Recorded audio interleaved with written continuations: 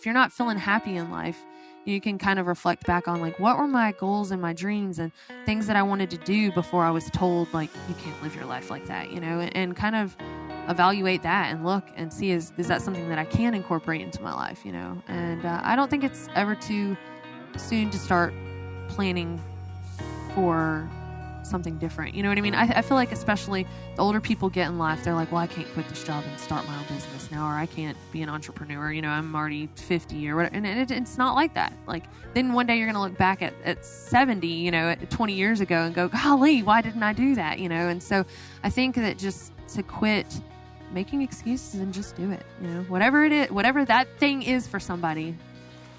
Hi, this is Jessica Dixie Mills from Homemade Wanderlust, and this is the Tom Rowland Podcast.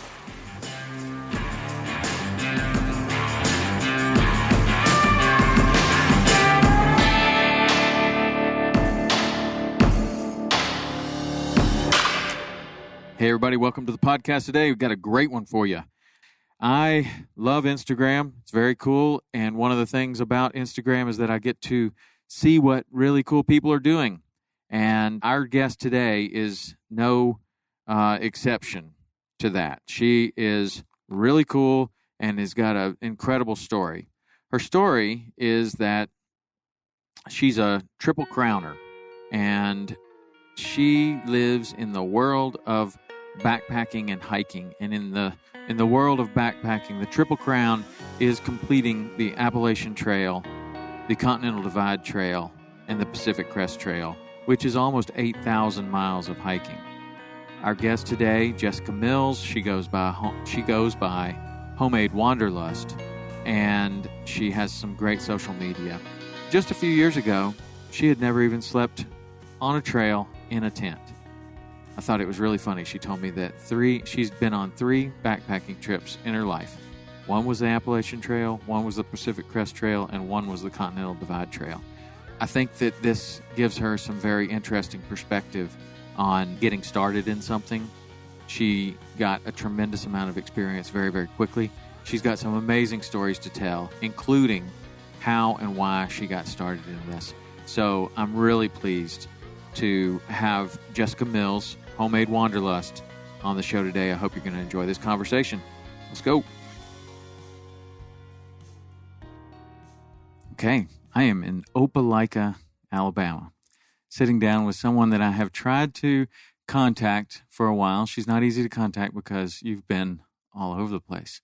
You go by Dixie on the trail. I didn't know if that was what you went by regular, or if you had to be like in the brotherhood, the fraternity, the trail to call each other the trail names. Yeah, I didn't know, but that's your trail name. Yes. So, but Jessica Mills, Dixie, and one of the things that I wanted to talk to you about, you have just created this life for yourself, which is really awesome.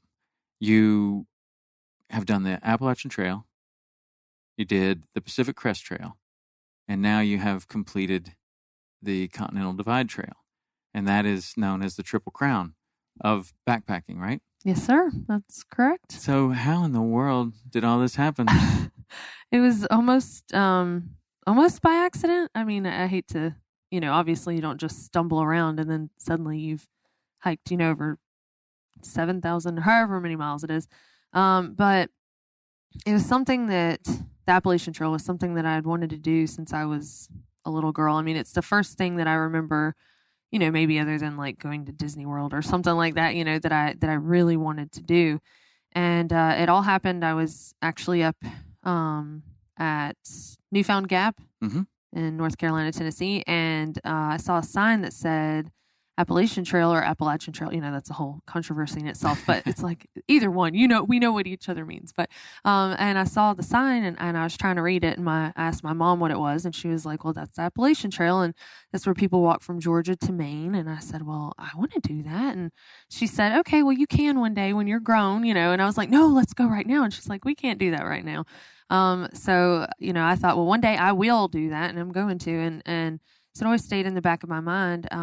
And then I did, you know, kind of what you're supposed to do as far as society is concerned, which is go to high school and make good grades and then go to college. And get a good job. And I woke up one day playing house with 2 dogs in Denver, Colorado, working in the oil field. And I was like, why am I not happy? You know, I've done the exact recipe that you're supposed to do to find success, supposedly, but I didn't feel happy or really successful. And so I started kind of going back to the roots of life and going, you know, when I was like young and innocent and before, you know, I was told I was supposed to do all these certain things in life, what did I want to do then? And, you know, the first thing that came to my mind was, well, you've always wanted to hike the Appalachian Trail. Like, why haven't you done that yet? And so I thought, well, I'm 28 at the time. I had no kids, no commitment, like other than my dogs. And I knew my mom would watch them, you know, so I was like, I'm just going to quit my job and cash in on my retirement. I'm going to go take a walk and think about things. And so that's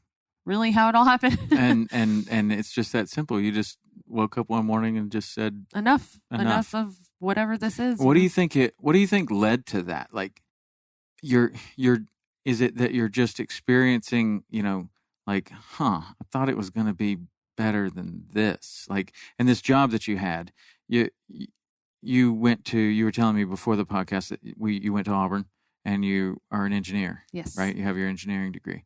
So this is not just a job out in the oil field. You're an engineer. I was an engineer. Yeah. Yeah. And, I mean, student loans and the whole 9 yards, you know, yeah, I did.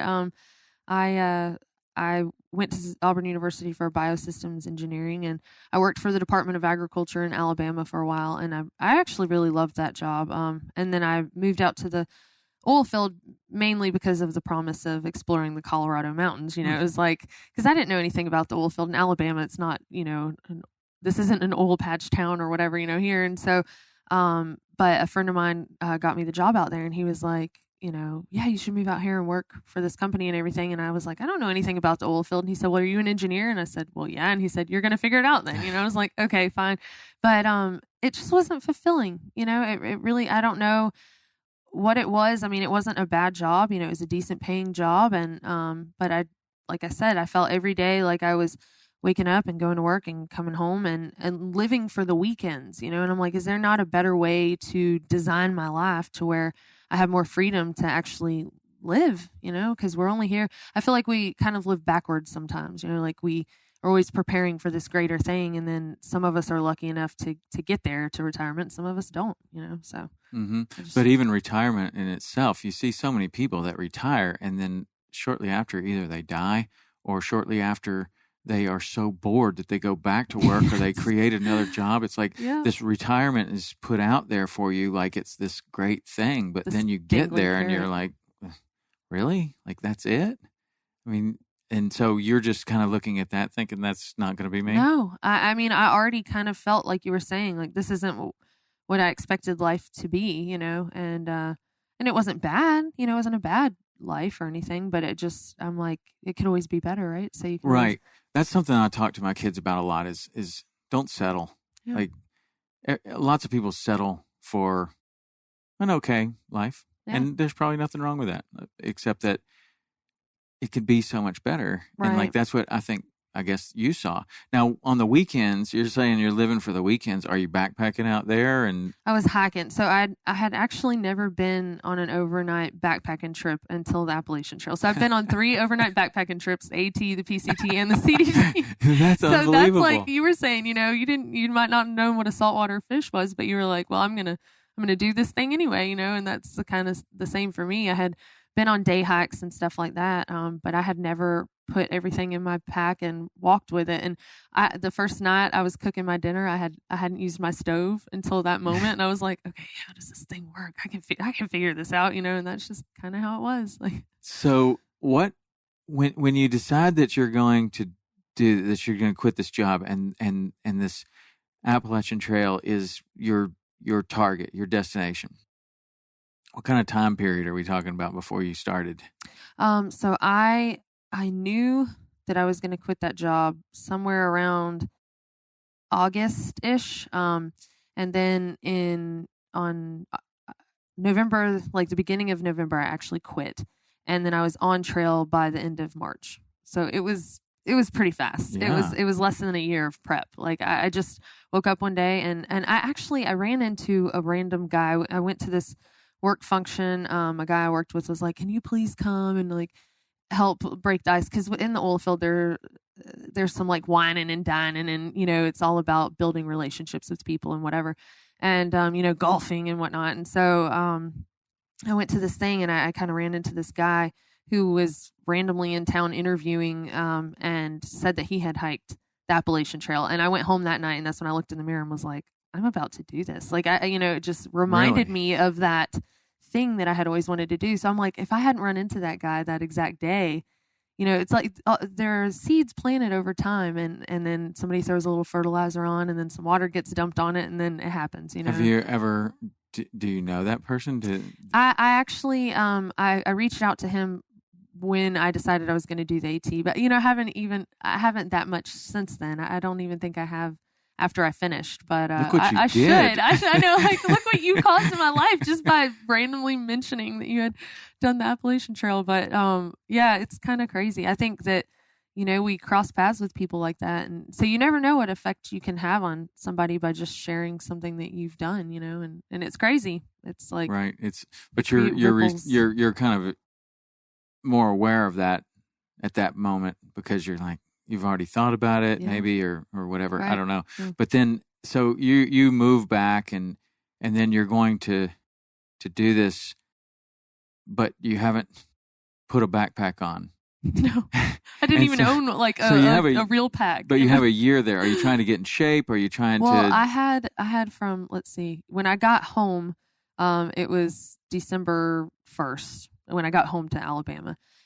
So I didn't buy any gear until February. I bought some boots. Mm-hmm. and then by the end of February, I think I had most of my gear. But, so, I put the pack on when I finally got it and put a little bit of weight in it and kind of walked down the road a couple of times just to see if it would feel okay, but that was it. Like I wasn't exercising. I wasn't, really preparing physically. I read a lot. I did a lot, and I don't want anyone to think that I just like, went and picked up something from the thrift store and said, well, I hope this works, because I did research, beforehand a lot, and into what gear had worked for other people who had done the same thing that I wanted to do, a million reviews. But the thing with backpacking gear and really any kind of gear for any sport, right? It's always a dynamic thing. Like it's not, you get this and then you're done, Right. I mean, how much fishing gear have you bought over the time? You know what I mean? It's like, and then they come out with some new technology and then you got, constantly evolving. And it's lighter and better and faster and whatever, and so you always have to, so it is an evolving thing, but I did get some, decent solid gear to start with and had made sure that it all had good reviews. So I've always thought that doing this 2,100 mile, 2,500, 2,189.2 miles that year. Over 2,000 miles.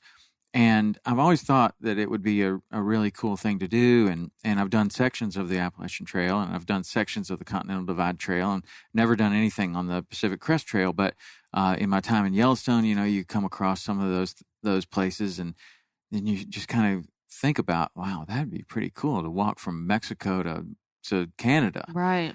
But there's a lot of logistics involved in that. And so coming from a place where you had never put on a backpack and spent the night outside, how did you work out all the logistics for this? And then I guess you just had some money saved up, and so you just decide, this is it, I'm just going. Yeah. And then once you're out there, you don't have any bills, right? No, I mean, I did still have like the utilities here or whatever, like some minimal stuff, but I wasn't paying rent in Colorado anymore, and I wasn't, but I also didn't have a job anymore, so, but what I did is, and it was a terrible idea and financially, but I mean, it all worked out in the end, but I cashed in on like the little bit of retirement that I had built up and, used that, and I mean, I was penalized, people are like, how'd you do that without getting a penalty? I'm like, no, I was penalized. At the time I didn't care. I was like, I just need to go and walk and think. But yeah, logistically, I think a lot of through hikes end on the couch while people are planning them because they get analysis paralysis. You just like want to analyze everything and set up your whole schedule for 6 months. But if I ask you right now, what do you want to eat for dinner a week and 3 days from now? You don't have any clue, right? So this is the same thing is true on the trail. So you kind of figure that stuff out as you go. And in a well-traveled trail like the Appalachian Trail, people have capitalized on the ability to sell to hikers coming through, so a lot of folks think you have to sit down and plan all of your food boxes, for each town that you're going to stop in, but you can buy most of that stuff while you're out there, unless you've got like a very strict diet or something like that. But through hiking is kind of like when you're 5, all the stuff you want to eat, like cookies and ice cream and just, have all that for real meals. It's kind of like that. If you want to do that, you can eat anything you want and still lose weight. It's incredible. Well, you're walking 2,000 miles. Yeah. So it was pretty great. But yeah, I mean, I kind of freaked out a little bit logistically.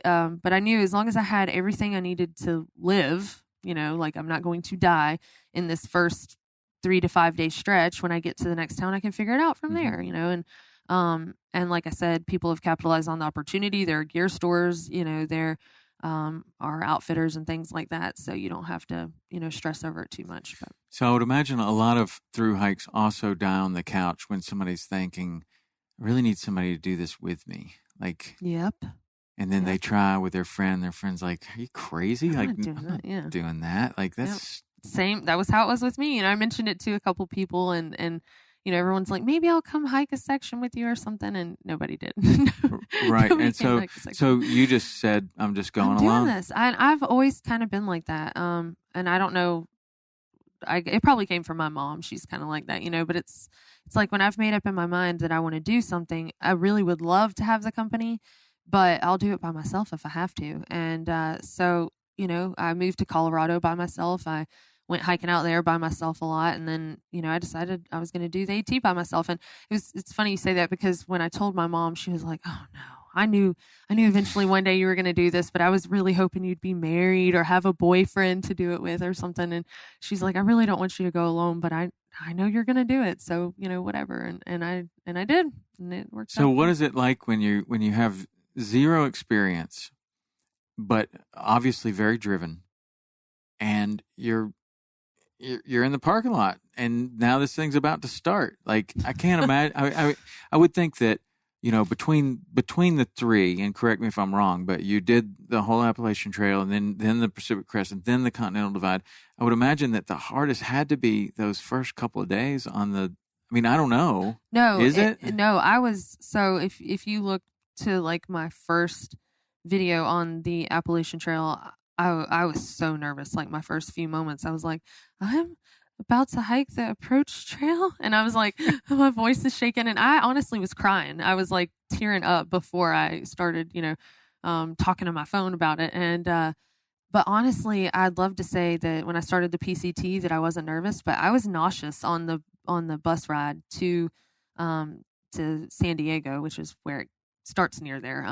But I was like, man, I feel like I'm going to throw up. Like, I'm so nervous, and the same thing, not as bad with the CDT, but still, still very nervous on the way out there. Like, did I forget something? Did I, and you think that after you do that so long that, that there are no nerves, but it's a big deal. You're committing to live out in the wilderness for a 6-month period. And once I start something, I'm not one, unless like it's death, you know what I mean? I'm not giving it up. So. Right. That must be what's making you nervous, is like, you're not like starting this thing and going to see how you feel in a day or two. No. It's like, I'm all in. People only get nervous when they're like, well, there's 2,000 miles ahead of me. Like, not like, I'm going to see how I feel, Right. Maybe Virginia, I'll come home or something like that. But if you give yourself it's like burn the boats or whatever, where it's happening and you're there, and then you start. And I would imagine, just like so many other things, that once you start, you're still going to have plenty of challenges and obstacles and good days and bad days. But once you start, you're doing it. Absolutely. Yeah. After the first few steps, it's like, wow, what was I so worried about? Like, this is going to be okay. And like you said, there will be good days. There will be a lot of bad ones too, but you're there. It's just that anticipation building up to it. And I think also a lot of people before they start will get nervous and will kind of talk themselves out of it in some way. Like, oh, well, maybe it'd be better if I save up one more year, or maybe by next year I can get somebody to do it with me, or they'll just find some reason why maybe they should just wait till the next year. But, when you find yourself doing that, I don't know. It's just, you're always going to push those dreams to the back burner. You're never going to actually make them happen, So how long did it take you to complete the first trail, Appalachian Trail? A little over 6 months. And is that a normal amount of time? Usually people do it like 5 to 6 months, but I had some hitches in the giddy up along the way on that trail. I got plantar fasciitis up in Pennsylvania. I had a siblings graduation I had to come home for, so that took off a week. And then I actually ended up having to come home again. I had a dog get sick. It was back home, being taken care of. And I got sick, and so I came home to see about her, and she actually passed away like 2 hours before I made it home. So it was awful. And so I had to deal with that, and then I had to go back out there, so I had about... I would even imagine that was hard to get back out there. I mean, I'm very, very close to my dog. I have a dog named children. Gus. Yeah, I have a dog named Gus. He goes everywhere with me. If I walked into the kitchen, he'd go with me. And it's... absolutely. I lost one last year, Bravo. And you just get so attached to those dogs. But I would imagine that's probably a good opportunity to maybe go, I'm going to start over. I'm going to do, that was good enough. Yeah. But you didn't. No, I didn't. And, what I realized is, like, I can make this as an excuse to be like, oh, well, it kind of derailed things. And mentally, I don't want to get back out there or whatever. But she's going to be gone whether I'm here or whether I'm there. And, the trail, and I think nature in general, whatever your thing is in nature, is a great place to deal with things like that, to think about them. And of course, I dealt with a lot of guilt. Like, if I hadn't left, would I have figured out something was wrong with her sooner? And would I have, would she still be alive? And am I selfish for doing this? And, but being out in nature is a great place to beat yourself up and then get over it, so. And so when you're on any of these trails, are you truly, I mean, I'm sure that it varies. I've never done a full through hike, and most of my hiking is, we're going to go over here, and you got your little group, and you go over there, and you camp, and you come back. But I would imagine that as you're going on these trails, you're meeting up with different people, and everybody has a trail name and all of that stuff. So you're meeting up with different people. Are you truly alone out there, or do you have some? I mean, eventually, do you kind of meet some people that you hike with or camp with, or what? How does that work? So that's a good question, because it depends on the trail. So on the Appalachian Trail, there are so many people out there. Pacific Crest Trail, a little less, but still a very populated trail. The Continental Divide Trail, except for where it overlaps, like the Colorado Trail, is pretty lonely. Mm. So, I was afraid when I got on the AT that I was just going to be alone all the time. Part of me wanted that, alone time, but part of me was afraid that I would just never see anybody. But there were so many people, and I am really glad I ended up making a pretty close knit group of friends. I think we probably all hiked together about 200 miles or so. There were 10 of us, and we had all started alone, and there was everything in this group, from an 18-year-old boy who had finished high school half a year early so he could go out there, all the way up to, I think the oldest was probably in his 40s or so, and we just all, it was an unlikely group that was together, because we might have had something in common, but anyway, I didn't have any backpacking experience, and they had, some of them, a lot more than I did. And so, I don't know, we all kind of could lean on each other and help each other out. And then we all got separated when I had to go home for graduation. So I kind of got two different hikes. I got being with a group all the time, and then I got kind of being around some people. But when I finished in Maine, because I was so late to finish, there was not really anybody around. Maine was a very lonely, cold, and miserable state for me, but it was beautiful. It was so gorgeous. So when you're finishing alone, God, that's got to be just emotionally, it's got to be like kind of overwhelming. I would imagine that, like, this thing that you built up and this thing that you've worked so hard for, now it's over. And what does that feel like? Like when you realize, finish like, the trail. Okay, I touched the sign, I'm done. Yeah. Now what? Yeah. So you do have time to think about some of that while you're out there, like, what next? And I didn't find myself thinking about that until probably the last month. I was like, oh no, I said I was going to think about what I'm going to do. And now I'm almost 6 months in, and I haven't really thought about this. And, standing on the top of Mount Katahdin, if somebody said to me, are you going to hike another trail? I would have said, no, absolutely not. In that moment, I would have been like, I'm done. But 2 months later, I was already itching to get back on trail. And I gave myself some time. When I got home, I was like, do I go ahead and now try to find an engineering job right away? Or, so what I did is I just got a couple of part-time jobs, and I actually started growing and selling microgreens. I don't know if you're familiar with those, but it's like kind of, they're not sprouts, but and anybody that knows what microgreens are will probably cringe when I say that, but but they're grown in soil anyway. So I just started kind of dilly-dallying with different things and working some part-time jobs and, trying to give myself some time to decompress and think about it, And I knew after a couple months, I was like, I have to do this again. Like, how can I make this something that I do again? Right. And so the way that I found you was through YouTube. And you've got this awesome YouTube channel, and you've documented your Appalachian Trail in a way that is very entertaining and very interesting. So did you plan that the whole time, or did that? No. But you had to be planning something to gather all that footage. Right. Okay. So, how that all kind of went is I was about to leave for the trail, and a girl that I had actually known in college, she messaged me and said, hey, we should go have pizza before you leave. And I was like, okay, so we went and had pizza, and she was like, how would you feel about vlogging on the trail? And I was like, what is vlogging?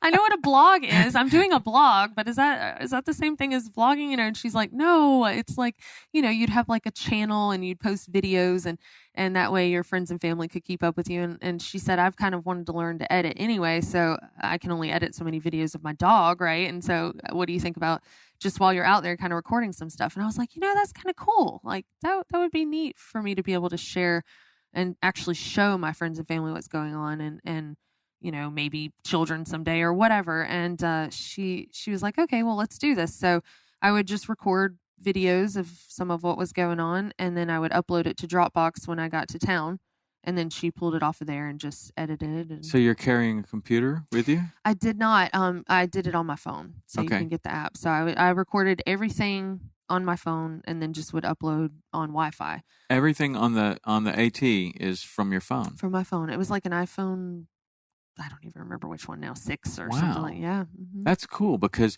when you go on there, you've got all these different videos, but you've got, this whole trilogy of the Triple Crown. And so you've got a movie, basically a documentary, a movie. I mean, it's long. Yeah, and that's all iPhone footage. The Appalachian Trail one is just iPhone. The Pacific Crest Trail, I had, I kind of kicked it up a notch and got some attachable lenses for my phone, and just kind of upped some of the But still equipment. Just phone, not GoPro or anything. I did have a drone on the PCT. Yeah, so, I saw some footage. It looked really and cool. People get a little touchy about that, because as far as like ruining people's nature experiences and whatever. But I'm like, if I'm in an area where somebody is allowed to have a motorbike, you know what I mean? Then then the drones will only fly for 20 minutes tops. Usually it's like 15. Which one did you have? I mean, you had to be thinking about size and weight. On that one, durability. I had the DJI. I can't even remember which one it was now. It wasn't it was the Mavic Pro. That was it. And that one's the one that folds up and it's like this big. Yes. But for the last trail, I had the Mavic Air, which is a little bit lighter. So on the PCT, it was like a 3 or 4 pound deal. And on the CDT, it was like 2-ish pounds maybe. Okay. So let's get back to when you just get home from the AT, and has your friend been editing these videos and putting them up while you're out there? Yes. And managing your channel and everything? So once a week they were coming out, a little bit delayed because, that way to give some cushion in case I take several days off or something like that. But so she did. She posted all through the Appalachian Trail. And then, once I got done, it was like, well, what do we do now? Like how do I keep this thing going? And so I thought, well, people started messaging me and asking me about gear. So I thought, well, why don't I do a video talking about my gear? So I did that. And then right about that time, she decided she wasn't going to edit anymore.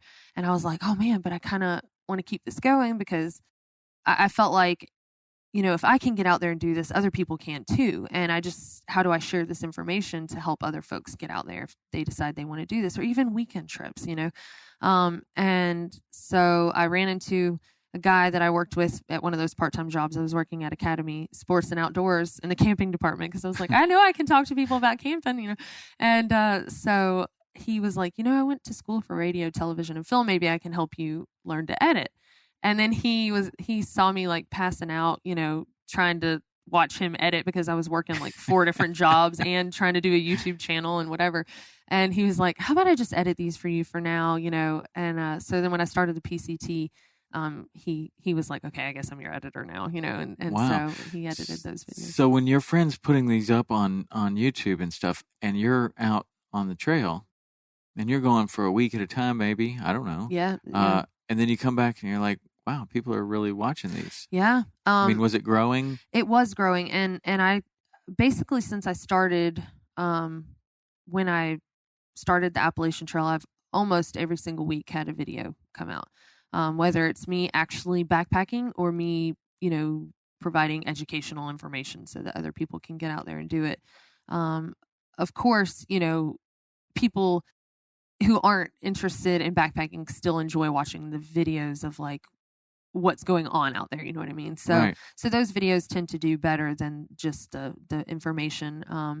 But yeah, the channel was continuing to grow. And, when I was on the Appalachian Trail, it hit 1,000 subscribers. And I remember my friend calling me and she's like, hey, we hit 1,000 subscribers. And I was like, oh, is that good?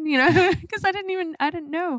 And she was like, that's pretty good for this, little bit of time and everything. And, so it was just weird to me. I'm like, really? People want to watch folks backpack, and I don't know, but I'm like, why not? People watch people do all sorts of things, They like to watch people fish. And right. And right. But like, I really do enjoy capturing nature. And I've had people ask me, do you think that with you videoing things, it takes away from your experience? And I'm like, no, I think it's the opposite because, it's fun to me to try to go, how can I make people feel what I'm feeling right now when I look at this field of flowers? Or if I'm freezing cold, how can I show them it's freezing cold instead of just telling them, guys, it's really cold today, And I like the slow-mo shots of butterflies flying. And, I don't know, I really enjoy trying to bring the trail experience to people who either don't really care about getting out there that much or folks that can't even, I've had a lot of older folks that used to, explore in the Sierra Nevada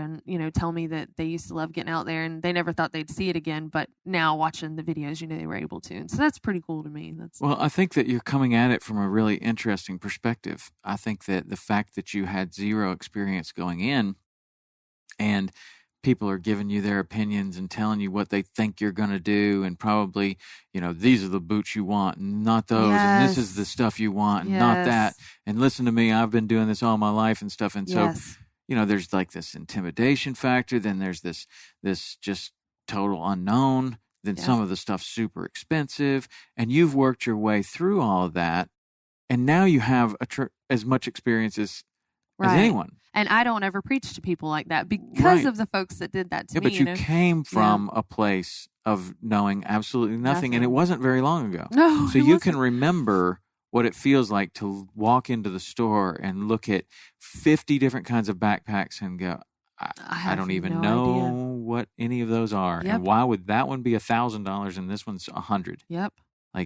Exactly. And so I think that some of my favorite videos that you have are the ones that it's like, what I wish I knew on this stretch before I did it. Right. And you're giving these tips, but my son's way into your channel because he's getting ready to go on a Knowles course. He kind of had a moment like you did of, man, I just want to do something else. He's in college and everything, but he's going to go on a Knowles course in Southeast Alaska. That's and he's so going to cool. do the sea kayaking and the backpacking. And he just decided one night, it was over Christmas, he just said, I'm going to do this. And he didn't need to have anybody else because he had been kind of toying around with the idea that somebody would go with him or this or that. And it's kind of like, man, I'm not if waiting you want to anymore. do it, and Yeah. and that's what I had told him before, but he had to come to that realization for himself Right. of, I'm not waiting around. I'm going to do this.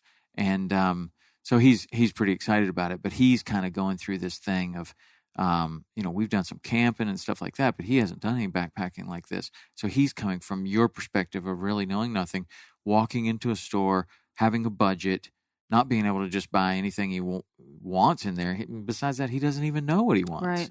So he's, and the guy at the store is telling him, oh, you need these boots. And you're like, well, when's the last time you were hiking in Southeast Alaska? And he's like, well, now that so you I'm mention like, it. you know what? You need to call the Knowles guy. Yes. Call that guy and ask him what he thinks, because that's his job and that's what he does. But find out from somebody that's actually done it, or just get them, break them in, and figure it out for yourself that they're either the right thing or the wrong thing. No, absolutely. So, okay, so now you have this channel. Is it making any money? Yes. Okay, so is that how you decided to go on the next trail, and you're funding it through your YouTube channel? Yes. Oh, pretty awesome. much. So yeah, after the Appalachian Trail, things did grow. I was still working, like I said, a lot of part-time jobs. And I had to have that year buffer. So I did the AT in 2015, and then 2016, I just, worked so many jobs and didn't ever sleep. And then 2017, I did the Pacific Crest Trail. So you're working all these jobs and doing your YouTube channel, all with the intention of going to the next on the trail? PCT, yes. And so where did you get the idea that that's next?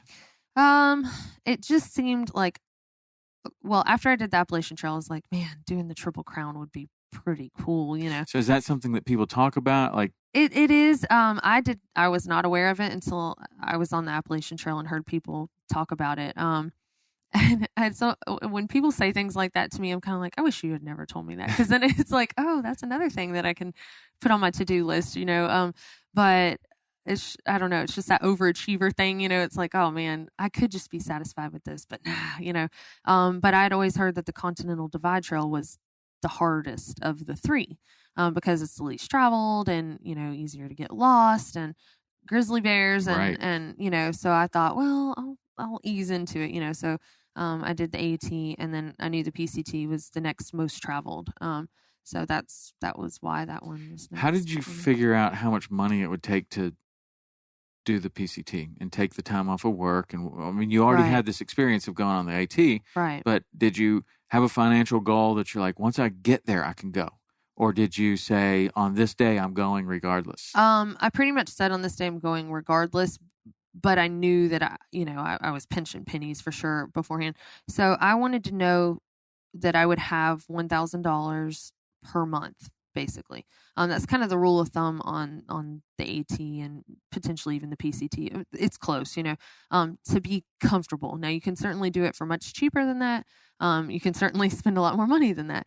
But I knew, pretty much what I was looking for in the way of gear after the Appalachian Trail. So I made my upgrades and everything. And what I did is the Amazon wish list. I don't know if you're familiar with that, but so with the backpacking world, I was kind of leery, because at this time, there were some companies that were like, hey, if we give you this, would you do a review on it, whatever. And I'm like, I was kind of leery of that, because I know with the folks that are getting into backpacking and taking my opinion on things, I wanted to be using the gear that I wanted to, because it's what I wanted to use, and not have to worry about like, do I not having to sugarcoat something, you know what I mean? Just because somebody had given it to me. Oh, I know what you mean. Yeah. So I was like, I don't want to deal with that. So what I did is I put all the gear that I wanted to use on Amazon wish list, and people would purchase it. And so it was kind of like, I guess you could say, like private donors or, private So they're sponsors. purchasing it for you, not the affiliate program. Right. So it's just, no, I actually do have the affiliate program also, though.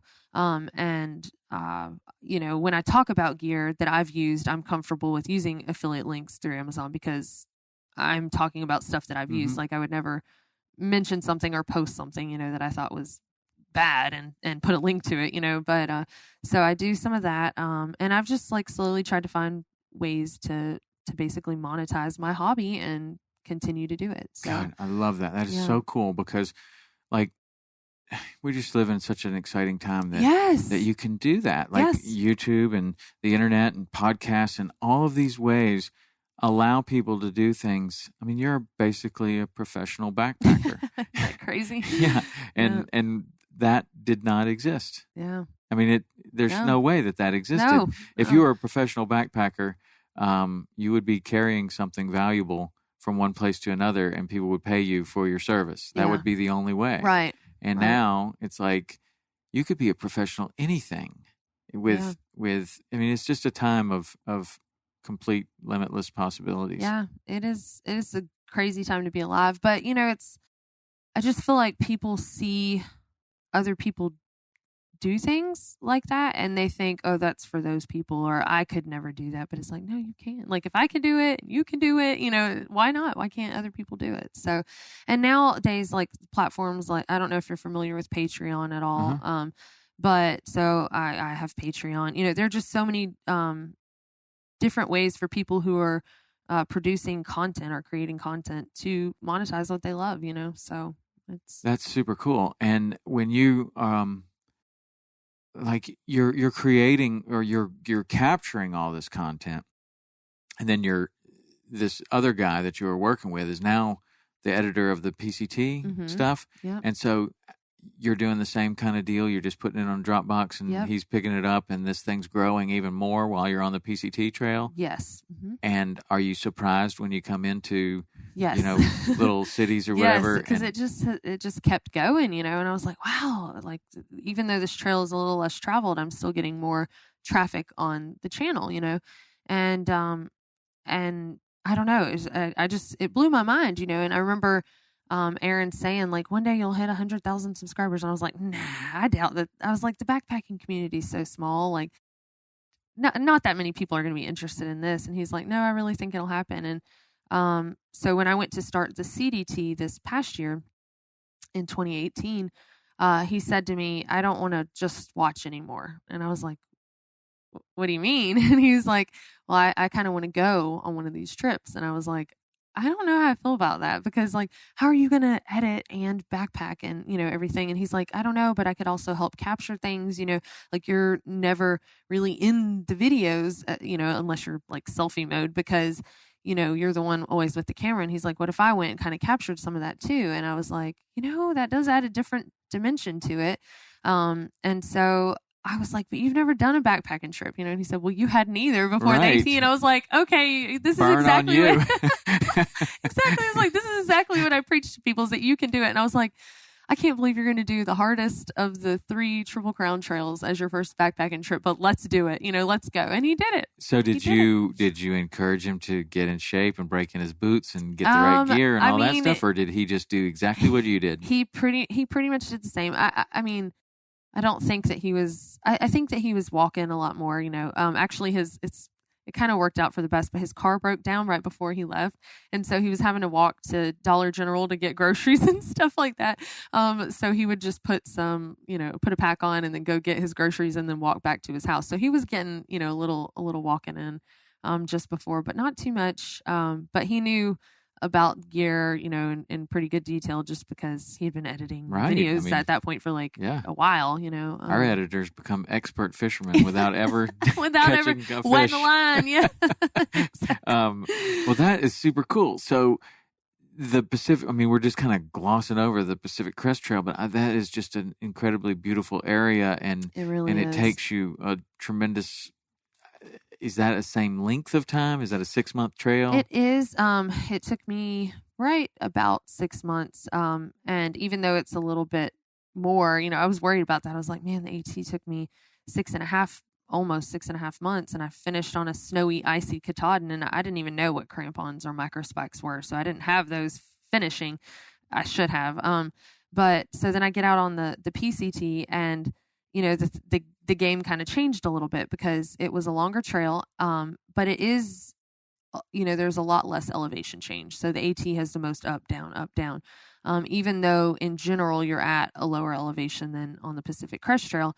And so, but then I'm like, what are micro spikes? Why do I have to have an ice axe? What do you mean self-arresting? So I had to learn about all that. And so again, it was kind of another exciting adventure because it was throwing myself into, a different trail where you have to have different skill sets. And not to mention 2017 was like the highest snow year recorded, and I don't even remember how long, it was like a 200% snow year or something in the Sierra Nevada.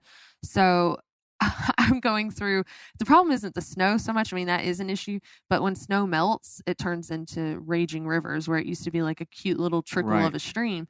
And so, I mean, literally had to swim two of the rivers. There was one where I was by myself and I thought I was not going to make it across. Well, I made it halfway and I ended up turning back, and I was very glad to get back. And it used to like make me nauseous to think about it. Like just. And how far away from civilization are you? Way out there. Yes. And no service. I mean, you can forget like even hoping for a bar of service. And I didn't intend, that was the one section that I did not want to be alone for. I remember when I started the PCT, my two biggest concerns were rattlesnakes in the desert, which I saw 10, didn't get bit, and also the Sierra Nevada and being alone because of the high snow year. And so I was around other people, and there were 4 of us that left town together. And when it gets kind of sketchy like that, people tend to group up, out of necessity. Yeah. So 4 of us we got back on trail together, and we had agreed that we were going to camp right below one of the passes.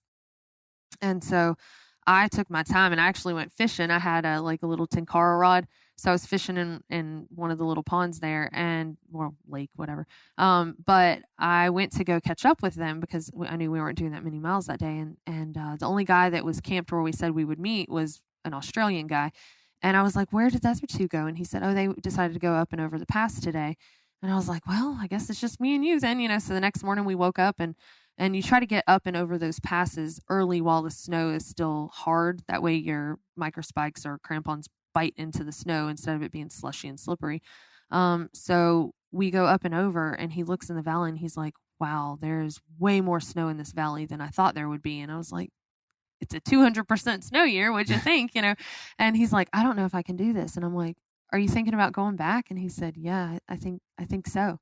And he's like, how are you going to feel if I do that? And I was like, no, don't ask me. This is a decision you have to make for yourself. Because I'm thinking, of course, I don't want this guy to leave, but if he stays and like drowns in a river, I don't want that on me, on my conscience that like I guilted him into staying. So of course I didn't say much. And he was like, yeah, I'm going to go back. And what does going back mean at that moment? Like turn around and go back to the road crossing. But how far is that?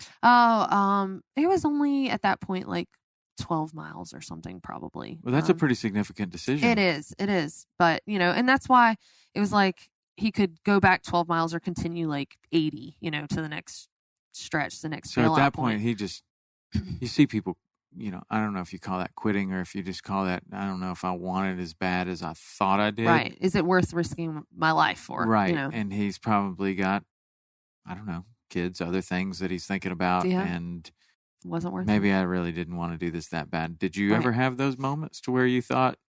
I mean, certainly, that river crossing later that day that I was talking about, I really felt my legs giving in.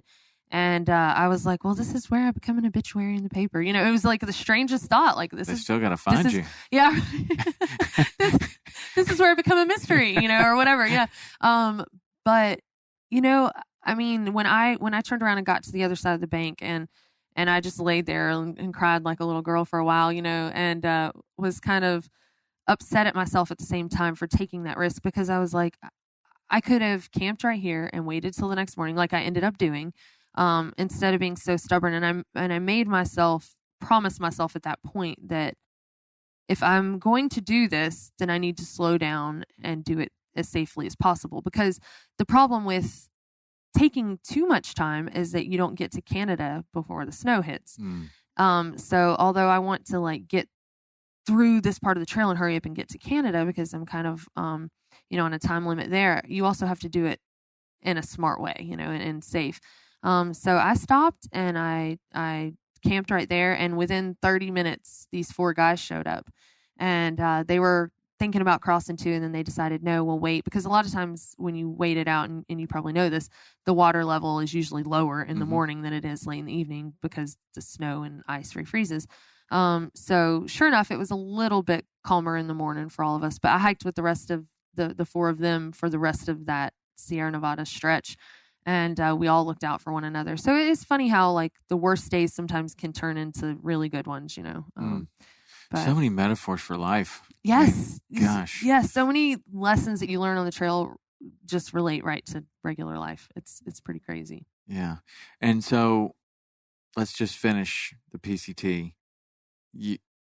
That went well for the rest of it, and then you're done with that, and then what? Well, then I knew it was 1 or 3. So as soon as I stepped foot on the PCT, I knew I had to do the Continental Divide Trail. So this time between the PCT and the CDT, I didn't take off a year break. I finished in October on the PCT, and by the beginning of April, I was out on the CDT. So it was like a 6-month break, And again, did you decide that this is just something you're doing and you're not concerned about who's going with you? Or yes, do you absolutely. Do you form a little group? I did. I didn't really have in the Sierra with those guys. They were like my brothers. So and what we call that on the trail is tramily. It's like trail family. Yeah. But we all kind of split off, after that period. That's just how it happens. You group up and then you kind of split off, and then you might group up again or with other people. But for the CDT, I knew that was going to be a pretty desolate trail. But I had a friend that I met on the Appalachian Trail, and he started the Pacific Crest Trail at the same time as I did. But each trail I've had a graduation to go home for, one of my siblings. So he hiked on the PCT. His name is Perk. That's his trail name because he carried a percolator on the Appalachian Trail. So Perk and I started the PCT together, which was kind of cool. But we didn't stay together necessarily the whole time. We kind of hike alone together. You know what I mean? Like we're very independent, but we do kind of look out for one another. So he also started the Continental Divide Trail the same day I did. So it was kind of nice having somebody to start with, somebody to be nervous with. And well, so of the 3, and I don't know much other than I've spent a fair bit of time in Yellowstone and the Grand Teton National Park and Glacier National Park. Beautiful. So that's on the northern end of where you're going. But it seems to me like that would be the one that would give me pause personally. CDT. Of just kind of, there just seems to be, there seems to be a little more natural danger maybe, but I don't know anything about the PCT. So, you have wildlife, you have really high mountains, you have, exposure. Yes. You lightning. have, lots of temperature drops. I mean, the nighttime out there, even in the summer, gets very, very cold. Yes. So any special preparation for this one, or you're just, Not you've too obviously, much. At this point, you're almost 5,000 miles into it. You're pretty well seasoned. You got as much experience as anybody. You're going to know.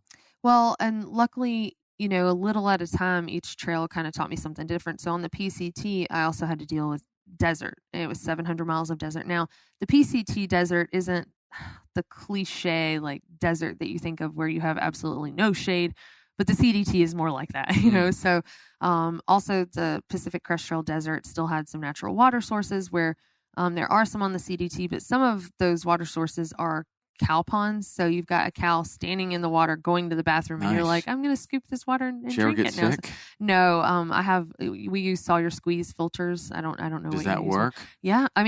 So far.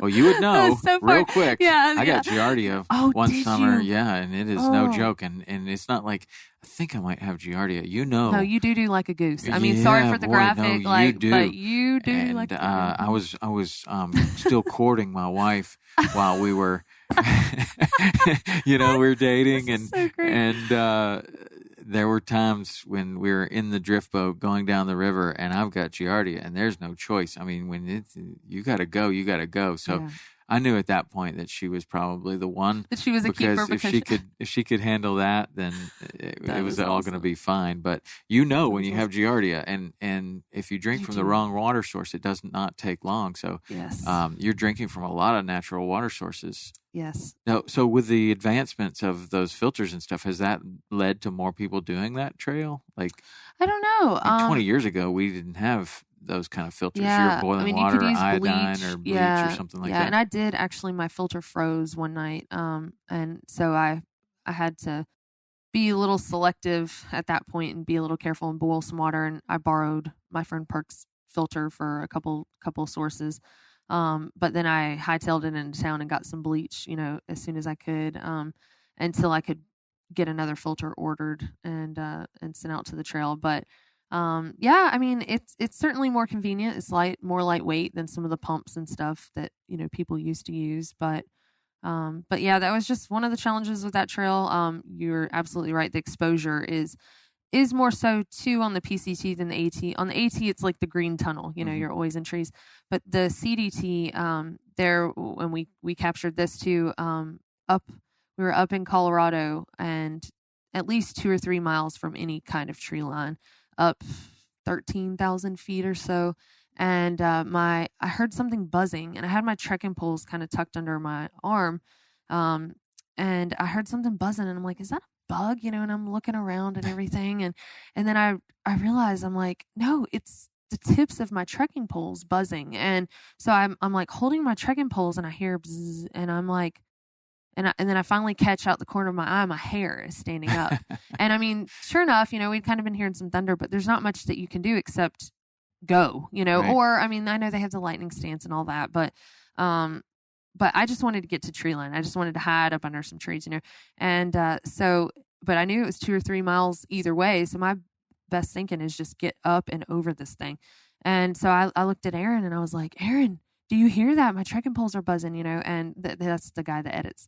But anyhow, and he started laughing, and he's like, look at your hair. And I was like, this is not funny. Like, you don't understand how not funny this is right now. He's like, it'll be funny later. I'm like, if we live, like, you don't really, this is a sign that you could easily be struck by lightning any minute. So we just ran as fast as we could and got down off the mountain. But before he took a picture, because I think I've seen that picture on your Instagram. He did. And it was not funny, I mean, it is funny now. He's right about that. But and you could see the look on my face. I'm like probably fussing him out. Like, this is not funny right now. It's not funny. And that same thing happens with fishing rods. You hear the end of the fishing rod buzzing. If you lift it up, it buzzes really a lot. Yeah, and if you put it down, it doesn't buzz. Right. And then you can see, a lot of times boats get struck by lightning, and if they hit a fishing rod, you can look on Instagram, and it's no joke. It melts everything. Yeah. So you definitely don't want to get struck by lightning. And also I met a mountain lion on the CDT. That was another fun event. So I was like, that was actually in the desert in New Mexico, but I had been going uphill, and I'm kind of slow on the uphills. But once I start going downhill, I like pick up the pace. And so I had been in the sun, and I got up under some trees and started going downhill. And a lot of the CDT goes through cattle country. So you've got cows all around. Well, I see this thing jump up out of the dirt, near the trail. And I'm like, what is that? Is that a calf? And I'm like, no, is that a big dog? And then I realized that is a mountain lion. Wow. And I mean, it was rather close. Like, I know everyone can't see the table in there, but from here to there, however far you'd say that is, yes. 20 feet. Yeah, it was there. And I was like, okay, what do I do right now? And so you're alone by yourself? Yes, I was alone. And so I just kind of, hollered at it. I was like, go get out of here, and tried to sound like my old pawpaw self, try to sound intimidating. It was not intimidating at all. And so it just like kind of stared at me, and just flicking its tail and whatever. And I just didn't know what to do. I don't know why this came to my mind, but I had harmonica, and I know how to play like Mary Had a Little Lamb on it, but I'd been practicing. And so I had it in my little pocket here on my shoulder strap. And so I pulled it out and blew on it. And I was like, maybe just the sound of something strange to it will scare it off. And when I did that, it kind of took a step towards me, but then it did start backing up. But for a minute, I was like, what if I sounded like a dying bird or something? What if it made me sound like tasty, like lunch or something? And but anyway, it finally, the whole thing was at least a minute and a half because I recorded it with my phone. So I know how long it was. That's super But scary. We just stared at each other, and then it finally ran off. And what state is that in? New Mexico. Yeah. Wow, so that's pretty early in the trip. Yes. I was like, oh, this is setting the tone for how the trip's going to go. That's great. A mountain lion, Yeah. that's one that is super scary because I don't, I've been around grizzly bears, and I have a super healthy respect for them. Yes. And absolutely. I will even go so far as to say that I'm terrified of them. Oh, I agree. But there's a serious respect there, but I've seen them a lot, and I would have no idea. I don't know what to do with mountain lions. Right. Same. So my first experience with a bear on the Appalachian Trail, one bluff charged me. So really, yes. And then like the other 6 that I saw, I handled absolutely fine, but it was my fault. It was an aggressive bear. The area was closed for camping because of probably this aggressive bear. And we were still able to hike through, but, it came towards us, and I didn't realize that bears aren't really supposed to act like that because again, I had no experience with bears, but luckily I was around a group of people, and they're like, this bear shouldn't be coming towards us like this. It should be running away. And we were scooping water out of a water source, and it was kind of like behind a tree. So I stepped to the side, but kind of towards it a little bit to kind of see it better. And when I did, it shot its head up and looked at me, and I kind of kneeled down and I said, hey darling, like, it's not a puppy, it's a bear, but I just didn't have any idea of how to act around bears. I mean, that's, and I had read what you're supposed to do, and and I didn't follow any of the rules, but when that thing started coming at me, I mean, the thing about a bluff charge is you don't necessarily know it's a bluff charge until it stops, right? Yeah. So this bear comes running at me, and what you're not supposed to do is run. So the first thing I started doing was turning around to take off and run. And then everyone in the group was like, don't run. And I'm like, oh yeah, and it's like it hit me at that point, everything I'd read, and I'm like, you're an idiot. I can't believe that you just handled this situation like that. But I turned around and like held up my trekking poles and like stood my ground, and it finally like stopped and threw its arms up at me, and it kind of hissed like a cat. It was like, and it was close enough that I could see its hair was up on its back. Yes. And we just stood there looking at each other, and finally it kind of got down and started messing with a blueberry bush or something, and we took off. So I'd had that experience with the bear in my mind for this mountain lion experience. But again, mountain lions and bears are not the same creature, right? So, but I think the same kind of thing is important, just to look big. You don't want to squat down. You don't want to duck down. You don't want to turn your back to it. You want to, appear large and intimidating rather than intimidated. But that's kind of hard to do in the moment sometimes, So certainly by yourself, long way away from anybody, and you also kind of surprised it, and it surprised you. Yes. So you were probably coming, with the wind in the favorable direction if you're a hunter, right? Not a favorable direction if you're a hiker, right? Because if the I wind's in your face, right. he can't smell you. Right. So, exactly. And they can smell really well. And if it had smelled you, it wouldn't have been there. You would have walked by, and it would have been looking at you, but you would have I wouldn't have. I know. No. And I wondered, I'm like, how many saw me that I didn't see? You never know. But. So what about when you go to Yellowstone on this CDT? What did you think about? I mean, it was amazing. Had you ever been there before? I had not. So your first experience with Yellowstone is just walking through. And where does the CDT enter the park? Do you know? It's I don't know exactly. I know I passed by Heart Lake. Does that sound familiar? I'm trying to, and then you do go into Ashton. No, it goes into Old Faithful Village. Okay. Yeah. And then it cuts off to like you do all those walkways. Trail. Is that the Thoroughfare Trail? I'm not sure. Did it go by Did it go by the Yellowstone Lake?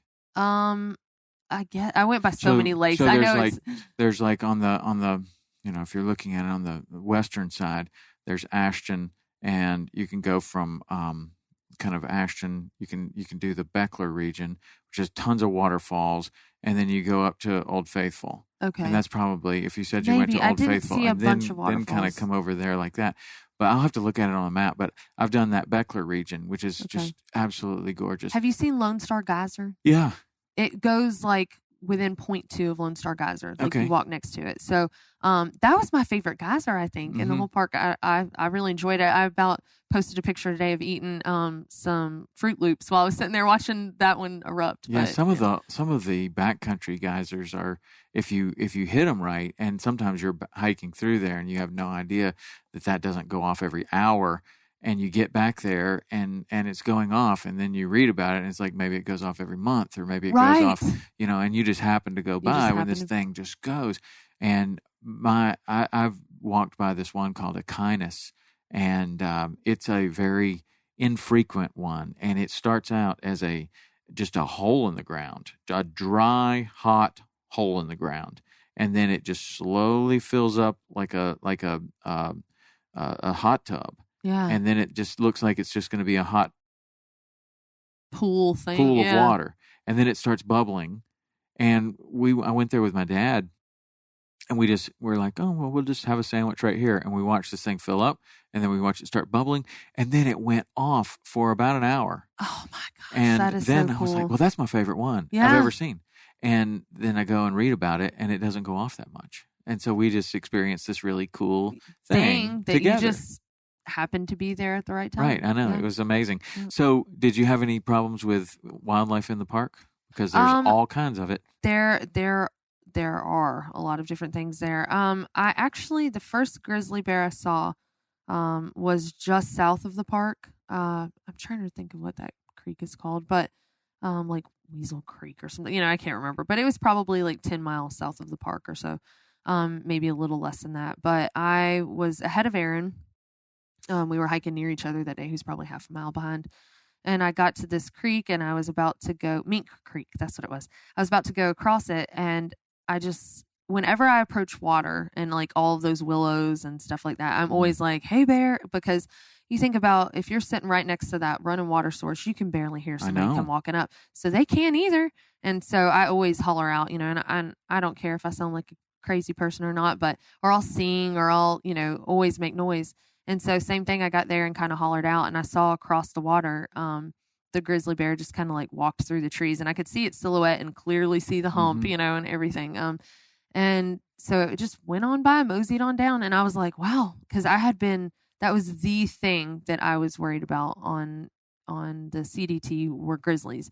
And I was just like, I know I'm just going to get up there close to the border of Canada and get eaten by a grizzly bear, and that's how it's all going to end, But I was excited to have seen one alone and have just been like, well, it just happened, I don't know. It's such a cool feeling though, to see them and to realize the power, behind them and how small you really are. It's a rush. It's a rush. How small you are. And then compared to the bear that you saw on the Appalachian Trail, right? This thing is, I mean, literally the first one that I ever saw, I thought I saw a mother with cubs, the first one that I saw close up.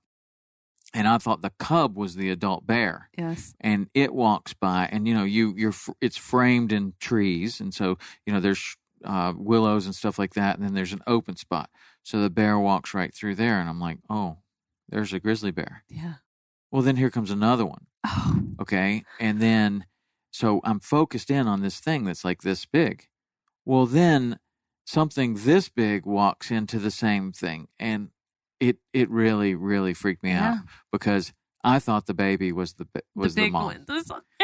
And then all of a sudden it was like, it's like you're focused in on a skateboard and then a pickup truck drives through it, and you're like, whoa. Like, yeah, it scared me to death. Yeah. It really, really did. And it gave me just such an incredible, healthy respect for them. Respect for them, yes. Yeah. But then, so how are you managing all your food in the park and eating? I mean, that's really where it comes down to. Is like, this thing can smell like 10,000 times better than a dog. Right. Right. So, I mean, luckily in the national parks like that, like Yellowstone and Glacier, they have hangs and they have, certain campsites. But it's really interesting to me how some of the information is conflicting. So if you look at like the recommended way to handle grizzlies, it's like, don't camp somewhere where there has been grizzly activity lately. But when I got my permit for Yellowstone and also in Glacier, they told me in both parks, well, this campsite that you're going to be at is known for high grizzly activity. So just make sure you follow all the rules. And I'm like, but that's one right there that, if you're telling me, you're telling me that there are going to be grizzlies, they're like, well, so far it's been good interactions. And I'm like, okay.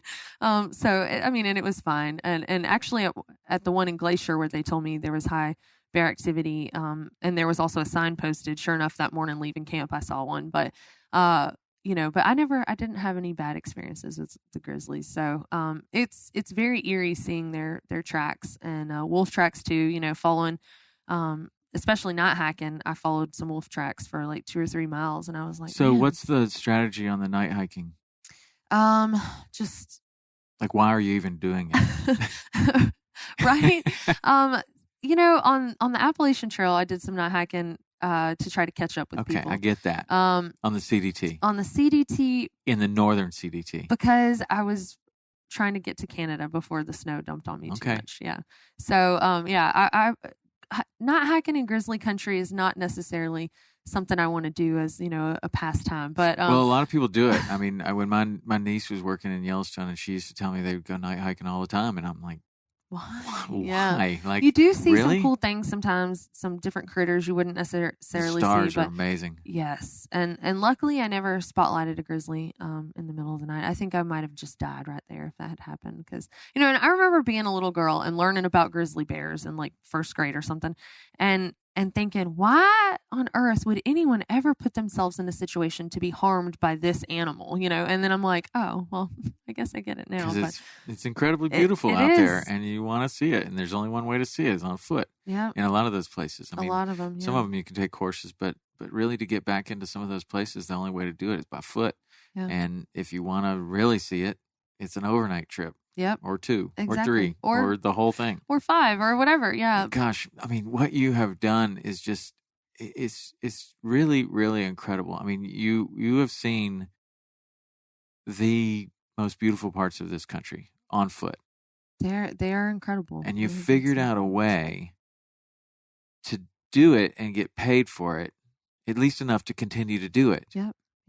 And I mean, kudos to you. That is just it's amazing, and it's so cool to see that you could just do that, coming from a place of just I'm not going to settle for this. Yeah, and it's kind of crazy. Sometimes I'm like, did this really happen? That's why I said it kind of happened by accident, but not at the same time. I don't want to say like I haven't worked hard for, because I have certainly not had a lot of sleep at times, because I'm like, I'm continuing this, I'm doing this, but it's finally gotten built up enough now to where I'm like, okay, this is all really been worth it. And I've seen some incredible things, and, in moving forward, I'm, that's not it. It doesn't end with the Triple Crown of backpacking.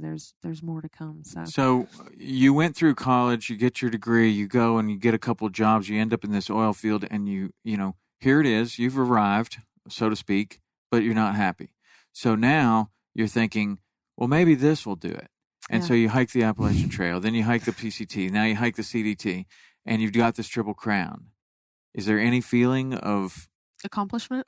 Well, I mean, of course there's going to be accomplishment, but like do I feel fulfilled? Yeah. Or is there more, more. Or are you thinking there's more, but it's a different adventure? Yeah. I mean, some of that, I'm not opposed to different. So I've thought of even like floating the Mississippi and capturing that, and maybe even doing some bike trips. I mean, so I'm 30, I'll be 33 this year. Like, I would like to have a family someday, you know what I mean?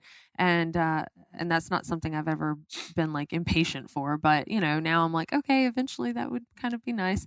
But I think even if I have children, things would just morph into, well, this is how you adventure with children, because I don't see myself stopping, as long as I can continue to go and explore and do different adventures. I want to continue that. They might be a little bit different. I can't say everything will be backpacking, but so moving forward this year, in the summer, my mother, she will be 60 in June, and she's never been on a backpacking trip. So there were some fire closures on the Pacific Crest Trail that I could not go through, legally or potentially safely even.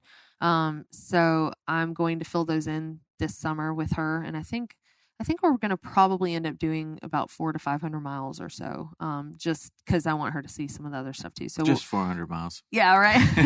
But it's going to be so nice just to go, I really like this lake. Let's just stay here tonight, to kind of have a little bit more time to really enjoy it. And we're also taking one of my dogs with me. So that's going to be a different perspective of like, okay, so this is how I backpack with a dog. And then, hopefully people who are wanting to do that, I can offer a little bit more insight into that. And then later in the fall of this year, my sister, who's 19, and I are going to Spain to do the Camino de Santiago. Yeah, I know about that.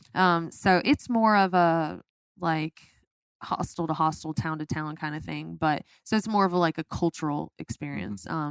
And then on the radar in the near ish future. There's a trail in New Zealand called, I believe it's the Te Araroa. I always feel like I say that wrong, but so it's like an 1,800-mile trip again. So that'll be similar to something like the AT. So that one will be my next like longer trip. So that sounds amazing. Yeah, I'm really excited about that. I could go on that one. That is New Zealand is so high on my list of places to go. I went to Australia. Have you? Australia is phenomenal. I loved it. I mean, there's just a few places that I've been where within just a little while, maybe within 24 hours, kind of like, man, I could live here. Yeah. Like, I like the people. I like the place. I like the vegetation. I like the climate. I like the ability to just explore forever. Hawaii was like that. I mean, I thought Hawaii was amazing. What island? Well, I've only been to the Big Island there, but even there are hiking, backpacking trails all over. Right. You hike to the ocean, back up into these rivers, on top of mountains, down. You can go surfing in the morning. You can go see a volcano. It's amazing. I mean, there is just so much there. And then when you look at all these other islands, you can just only imagine what else is there. So that place, and like if you're a good surfer, you can surf this break. And if you're a beginner, there's perfect waves over here. And it just seems like, and then the fishing is phenomenal. And it just seems like that's a really, really good place. And Australia, I felt the same way there. I feel the same way in Yellowstone. I mean, Yellowstone is one of these places where, and I don't know if you experienced this or not, but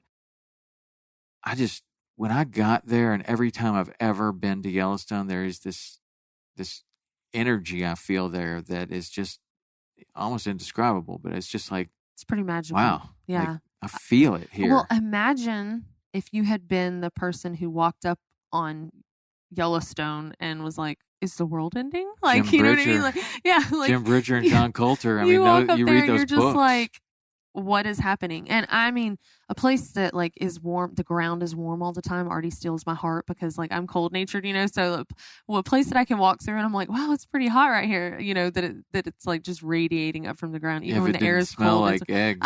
It would be amazing. Just imagine egg salad sandwiches though, and you're good. Good. No, it was, I really thought it was magical. It was pretty great. And it wasn't that, and I know there are a lot of other areas that I didn't get to explore, but to me, it wasn't the, like, oh my gosh, these mountains are so, epic or whatever. It wasn't that. It was like in a different way. I don't know. It felt like something you would see in outer space or something. I don't know. It was just weird. It's like nothing I've ever seen before. I know. And then there's so much wildlife and yes. I don't know the way that you're doing it. And I don't know what month you went through there, but you're going through there, and it is a magical place because you're probably not seeing anyone in ratio to how many people are actually there. Right. And if you go there in May, you see almost no one. If you go there in September, you see almost no one. If you go there in June, July, and August, you see a lot of people. Right. I mean, a lot. Yeah. And there were a lot of folks, like Old Faithful and stuff like that, of course.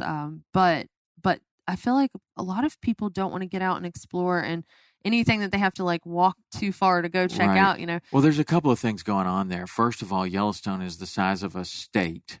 I mean, it is a huge place, and people don't realize that. They look at it and they think, oh, well, there's basically two, figure eight loop that splinters off into these different exits, but it's basically, two circles of a road that's up and a lower loop, an upper loop and a lower loop. Yes. And people think, well, we'll just go do Yellowstone today.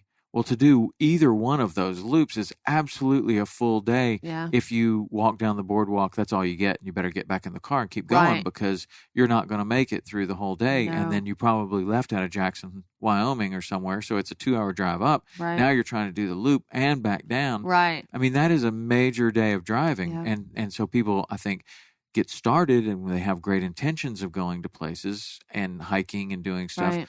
But they get up there and they're like, oh, this is way bigger than I thought it was. And you run out of time. Yeah, for you sure. run out of time super quick. I had to hitchhike. That was I will say, I was so frustrated. That was one of the hardest places to hitchhike. Because when we're going to towns, yes. And what I think it is a lot of the trail towns, those are the towns that are near the AT or the PCT or the CDT, those people are familiar with seeing backpackers and know what we're doing. Like this person, it's not like this person looks homeless. It's like this person is a backpacker. Like you can tell. Right. And so, I don't know. I guess because a lot of these folks were on vacation with their families and, may have children and they don't want to pick up some stranger with children. But you usually So have I park get employees that'll pick you up or Right, whatever. They know right. what's up. Well, and I had 2 ingrown infected toenails at that time. So I really Nice. needed to it was so gross. I really needed to get to the clinic and get like some antibiotics and get them checked out and everything. And, yeah, it was pretty gnarly, but I just needed something to hold me over until I could get to a proper podiatrist and get them like cut out and whatever. But That is such a painful thing. oh, it was bad. It was, and I knew that I had one of the ingrown toenails in New Mexico, and I was just like, oh well, I just have And to. so deal you with this. walked to Wyoming before you thought Well, you I was might in go to the Montana clinic? before I got it cut out because I actually ended up making it through all of Wyoming, Idaho, and then I was in Montana before I finally got to a podiatrist and they cut them out. It was pretty. What miserable. town in Montana did you? It end was up in? I think it was Anaconda that I ended up. I don't even know Yeah. Anaconda. Yeah. Wow, my son's in Big Sky, or Bozeman. I'm sorry. Okay. So to wrap this all up, I think a lot of people watch your YouTube videos and they're going on the website. They're gonna have some that are just interested in taking the backpack trip, and you're looking at this like we talked about with a different perspective. Like, I understand your challenges and you don't know what you're doing, and that's cool, and it's very easy. If I can do it, you can do it. Yeah.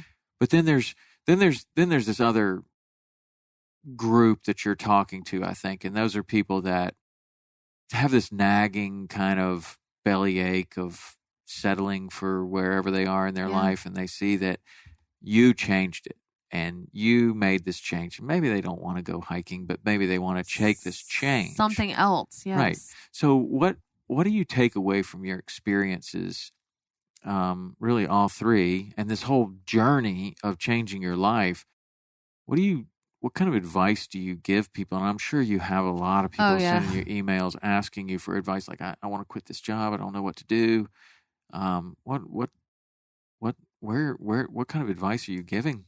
Well, so I think like one of the biggest lessons that I've taken away from everything is learning what to channel your energy into. So you don't have like all the energy in the world, right? You have limited amount of like cares to give. So learning to focus on things that you can actually influence or change in your life. So for example, I can be mad because it's raining while I'm hiking, but that's not going to change, and I've just put all this energy into being upset about the rain or the wind or whatever, so learning to really focus on things in life that you can actually affect, influence or change.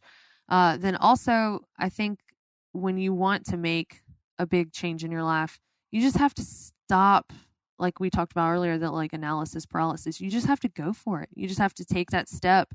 And even if it's just one step, so with backpacking, go out and buy a water filter. It's about $40, that's your first piece of gear. Then you've made that initial step, or if it's you're wanting to start some other business, you know what I mean? Get that first piece of equipment or get what, I think just making yourself take that first step and showing yourself like, I am committed to this thing and I'm actually going to do it.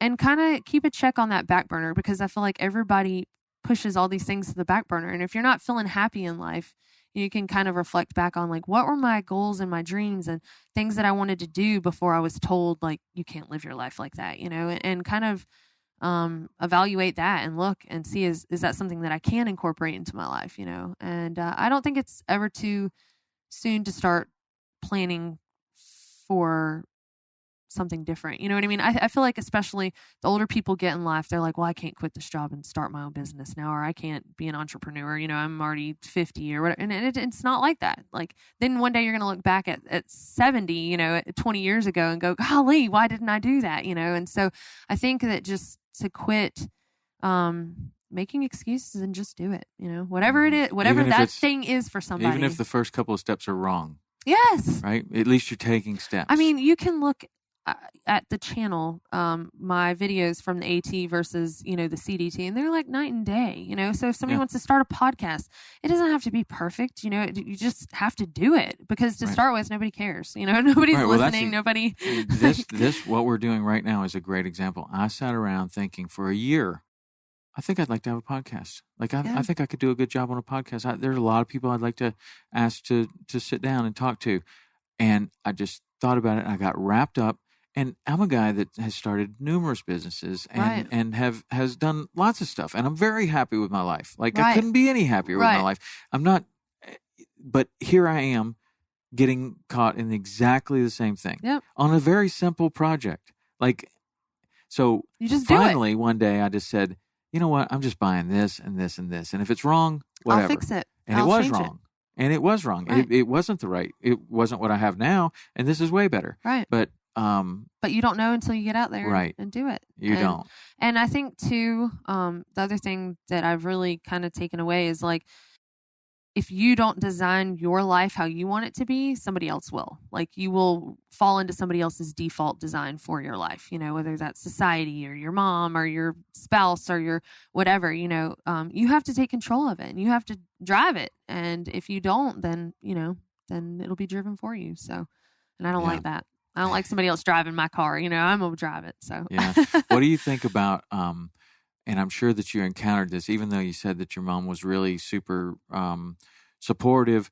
But a lot of times when somebody has some kind of crazy goal that they want to do or they set for themselves or just, I don't know, somebody that's, I mean, I just read this book by David Goggins. He had to lose 100 pounds by this certain date so that he could be a Navy SEAL. And he's terribly out of shape and he's spraying for cockroaches and it's an impossible goal. Right. But he decided he's going to do it. But in the you know, a lot of times when people have big goals, like I'm going to do the AT or I'm going to start this business or I'm going to whatever, name it. Sometimes the closest people to you are the ones that the biggest naysayers. Yeah, but it's not, and sometimes it's like not because they don't believe in you. Right. It's not malicious. They don't want to see you get hurt. Exactly. No, absolutely 100%. Yeah, for So sure. how do you deal with that? I think that you just have to know that other people's fears are not your fears. Like what other people fear for you doesn't have to be what you fear for yourself. Now, was I afraid of getting hurt on the AT? Of course. Was I afraid that I was committing like career suicide by leaving a job for now? It's been, you know, the engineering world. I've been gone for 4 years now, 5 years, 4 years, whatever it is, you know, but it's like, yeah, that's something that I was concerned about, but it was worth it to me to take that risk. And I think that that's what you have to understand is that, you know, when you're unhappy with your life later, it's your own fault. It's not anybody else's fault. So you have to take action and it's not like you can't hear them out and hear what they have to say. But just realizing that everybody that does something like this, I think usually gets some of that pushback, you know, from the people that they love the most. And my dad was enraged that I was going to go hike the Appalachian Trail by myself. Like, he was just like, "You're not going alone." And I'm like, "Are you going with me?" "Well, okay then," you know, like, then I'm going. And so, and it's like you said, it's because they love you. So I think knowing to expect that those things are going to happen, and then just, you have to push forward anyway. You have to try it because, I don't know, I just feel like the worst thing in the world would be to sit and wonder, what if I had done this? Or what if I had taken that opportunity? Or what if I had made that leap? And sure, if it winds up not working out, well, then you tried and it is what it is. And then you try something else. And, but yeah, I think knowing that that will happen, that there will be people around you who will be like, maybe that's not a good idea. Or do you think you should do that? But you know what will make you happy more than anybody else does. So got to listen to that. Yeah. Well, you've done it. You've done it. Congratulations. I mean, you really have really, you were one of the people that I was the most excited to talk to because it's a little different, but it's a lot the same as so many people that I've talked to that have become fishing guides, that have become, you know, something outside of the norm. Yeah. And they've taken this chance. And basically they did it very similar to you, that, you know, basically when you took that first step onto the Appalachian Trail, you were committed. You had done whatever you needed to do to make sure that you were going to complete that mentally, you know, financially, emotionally. Everything is set and ready to go. You burn the boats and now you're going. Go. And that tends to be the recipe, I think. I think so too. It's like sometimes you throw yourself to the wolves, but it's like all or nothing. Just it's going to happen. Here we go. Yeah. So the last question, Yeah. What is Homemade Wanderlust? How does that name, where do you get that name? Okay. That's a good question. So when I started the blog, so I love gardening, and I kind of have this contradictory thing in my mind of like, I want some land to homestead, and like I compost here, and I do some smaller things, but, and I grew up with my grandparents. I grew up like close to my roots, so there's kind of like that homemade aspect of like, just being self-sufficient. And then there's also like the wanderlust aspect of, I want to get out and see things and explore. And so it's just kind of the mixture of the two, I think, kind of seem to contradict one another, but somehow they work in my mind. So, so that's kind of what it was about. And I had originally intended the blog to kind of cover some of the things that I do while I'm at home, the gardening and the composting and the, making flower bed borders out of pallets or, whatever I was doing. And then also the wanderlust aspect. But I think right now the wanderlusting kind of took over. So so it just turned into mainly, backpacking and exploring. So it's a great name. But the name was already there, so it stuck, It's a great name. Thank you. So tell the listeners how they can support you, how they can find you, how they can use your Patreon, how they can. Yeah, sure. So the channel is Homemade Wanderlust. So if you go to YouTube and just search that, or even, Dixie backpacking or whatever, it'll pop up. I also have a website, homemadewanderlust.com, and that's WANDERLUST. And both the website and the channel have links to the Patreon and all that. I'm also on Instagram and Facebook, and actually, a great tool if folks are interested in backpacking other than watching the videos, of course. On Facebook there's the Homemade Wanderlust backpacking forum group, and I think we have like 25,000 to 30,000 members in that group now. So I'm one person and I have my limited experience, but there are folks in there who have hiked all over, backpacked all over. So if somebody has a question and they want, more than one opinion, they can go there and post a question and people will chime in, So I kind of wanted to create that community for that purpose, because I had people saying like, well, have you ever had heard of a diabetic through hiking? And I'm like, well, I haven't, but I bet it's happened, or maybe people can brainstorm some suggestions together, so that's a pretty good resource. But yeah, either on any of the really social media platforms or whatever, and on Patreon it's the same thing, Homemade Wanderlust. So but yeah, it's all pretty much the same name. All right well, thanks for telling me all your stories and sitting down. It's really a pleasure to talk to you, and again, congratulations on designing your life exactly the way that you want it. Thank you very much. All right, until next time, see you. All right, thank you, Jessica. It was a pleasure to talk to you, and I wish you all the best in all of your future endeavors, which I'm sure you're going to find some really, really cool stuff to do.